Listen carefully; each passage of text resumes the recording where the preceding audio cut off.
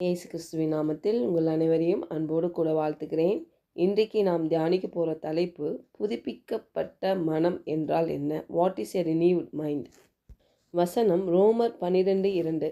நீங்கள் இந்த பிரபஞ்சத்திற்கு ஒத்த வேஷம் தெரியாமல் தேவனுடைய நன்மையும் பிரியமும் பரிபூரணமுமான சித்தம் இன்னதென்று பகுத்தறியத்தக்கதாக உங்கள் மனம் புதிதாகிறதினாலே மறுரூபமாக்குங்கள்.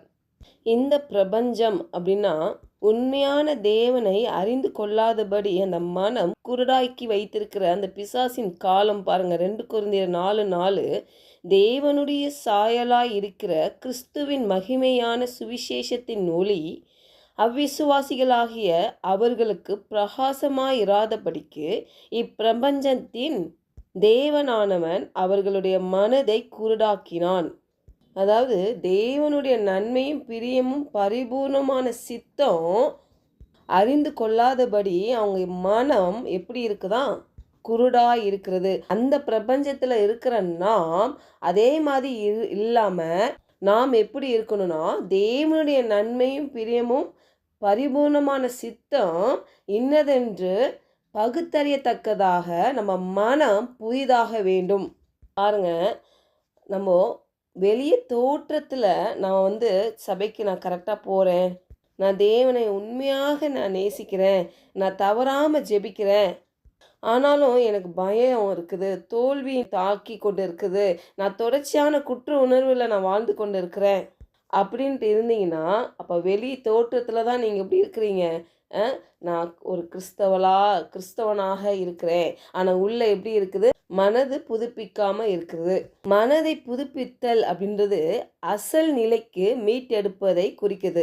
அதாவது மனித குலத்திற்கான தேவனுடைய அசல் நோக்கத்தின் அம்சங்களை மீண்டும் நிலைநிறுத்துவதற்கும் வீழ்ச்சிக்கு முன்பு வடிவமைக்கப்பட்ட மனித மனம்.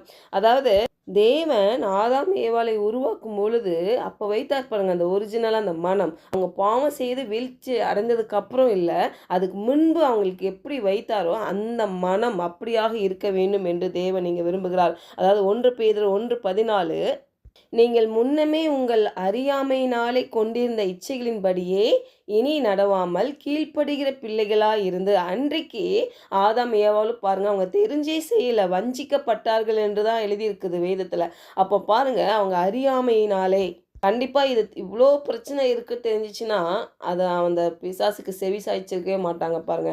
ஆனால் அவங்க அறியாமையினால் கொண்டிருந்த அந்த இச்சைகளின்படியே இனி நீங்களும் நானும் அதன்படி நடவாமல் வஞ்சிக்கப்படாதபடி கீழ்ப்படுகிற பிள்ளைகளாக இருக்க வேண்டும் என்று தேவன் நம்மோடு இடைப்பட்டு கொண்டு இருக்கிறார்.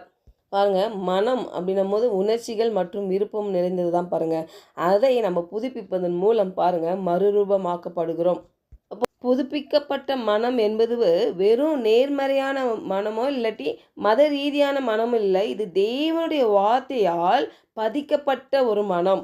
நம்முடைய இருதயத்தை தேவனுடைய வார்த்தையால் பதிப்பிக்கப்பட்ட ஒரு மனம். அப்படி அந்த மனம் இருக்கும் பொழுது இந்த உலகம் சிந்திக்கும் விதத்தில் அது சிந்திக்காது பாருங்க. பயம், வலி, பிரச்சனை, போராட்டம் இதை பார்த்தோன்னே உடனே அது ரியாக்ஷன் பண்ணாது பாருங்க. ஏன்னா அந்த புதுப்பிக்கப்பட்ட மனம் எல்லாவற்றையும் தேவனுடைய வல்லமையின் வழியாகவே அது செயல்படுகிறதா இருக்கும் பாருங்க. முதலாவது நம்ம எண்ணங்களை அது மாற்றும் பாருங்க. அப்புறம் பார்த்திங்கன்னா, 2வது நம்ம நோக்கங்கள் உருவாகிறதுக்கு வழிவகுக்கும். அப்புறம் நமது செயல்களில் அது காணப்படும். அப்புறம் நமது செயல்கள் பாருங்க குணத்தை தீர்மானிக்கும் பழக்கமாக மாறி நம்ம வாழ்க்கையை வடிவமைக்கும். அப்புறம் நம்ம வாழ்க்கையில் தேவன் எல்லாவற்றையும் சர்வ அதிகாரத்துடன் செயல்பட வைக்கும். அப்புறம் இந்த பூமியில் நமக்குள்ள ஆளுகை பற்றி தேவனுடைய வார்த்தை என்ன சொல்வது நாம் நம்ப வேண்டும். வெறும் நான் பரலோகத்துக்கு போவேன் அது மட்டும் நம்பாமல் பாருங்கள், கிறிஸ்துவுக்குள் நம்ம தேவனுடைய நீதிமான்கள் என்று நம்ம விசுவாசிக்க வேண்டும்.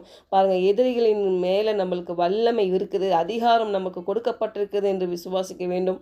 அவருடைய தழும்புகளால் நாம் குணமாக்கப்பட்டோம் என்று விசுவாசிக்க வேண்டும். நாம் கிறிஸ்துவுக்குள் முழுமையாக நம்ம ஏற்றுக்கொள்ளப்பட்டவர்கள், முழுமையாக நேசிக்கப்பட்டவர்கள், நிரந்தரமாக பாதுகாக்கப்பட்டவர்கள் என்று விசுவாசிக்க வேண்டும். இப்படியாக தேவனுடைய வார்த்தை நம்ம இருதயத்தில் பதித்து கொள்வதற்கான முதல் படி என்னன்னா, நம்ம புரிந்து கொள்ளணும் வார்த்தையை நல்லா புரிந்து கொள்ள வேண்டும். அது புரிந்து கொள்ளும் வரை என்ன பண்ணணும், அதை வாசிக்க வேண்டும், வேதத்தை ஜெபிக்க வேண்டும், அதை தியானிக்க வேண்டும். அப்போ தான் பாருங்கள் நம்ம மனது புதிதாக்கப்படும். ஜெபிக்கலாம். பரலோக தகப்பனே, ஆண்டவரே, இந்த காலவெளியில் எங்களோடு இடைப்பட்டதுக்காக உமக்கு நன்றி செலுத்துகிறோம் கர்த்தாவே. தேவனுடைய நன்மையும் பிரியமும் பரிபூர்ணமான சித்தம் ஆண்டவரை இன்னதென்று நாங்கள் பகுத்தறிந்து ஆண்டவரை எங்கள் மனம் புதிதாகும்படியாக நாங்கள் செபிக்கிறோம். எங்கள் மனம் புதிதாகப்பட்டு மறுரூபமாகும்படியாக நாங்கள் செபிக்கிறோம். உம்மை இன்னும் அறிந்து கொள்ளுகிற அறிவினால் எங்களை ஆண்டவரை உருவாக்குங்க. நாங்கள் இனி அறியாமையில் வாழாமல் ஆண்டவரை அப்பா கீழ்ப்படுகிற பிள்ளைகளாய் வாழும்படி உம்முடைய சத்தத்தை ஆண்டவரை நாங்கள் கேட்டு உம்முடைய வார்த்தையை நாங்கள் தியானித்து அதன்படி செயல்பட எங்களை வழி நடத்துங்க. எங்கள் மனது புதுப்பிப்பதன் மூலம் ஆண்டவரே எங்கள் உள்ளிருந்து ஆண்டவரே வெளியேயும் முழுமையான மாற்றம் உண்டாகும்படி வேதாகமம் சொல்லும் தேவனுடைய நன்மையான பிரியமான பரிபூர்ணமான சித்தத்தை நாங்கள் அனுபவிக்க தொடங்க இயேசு நாமத்தில் ஜெபிக்கிறோம் நல்ல பிதாவே, ஆமென்.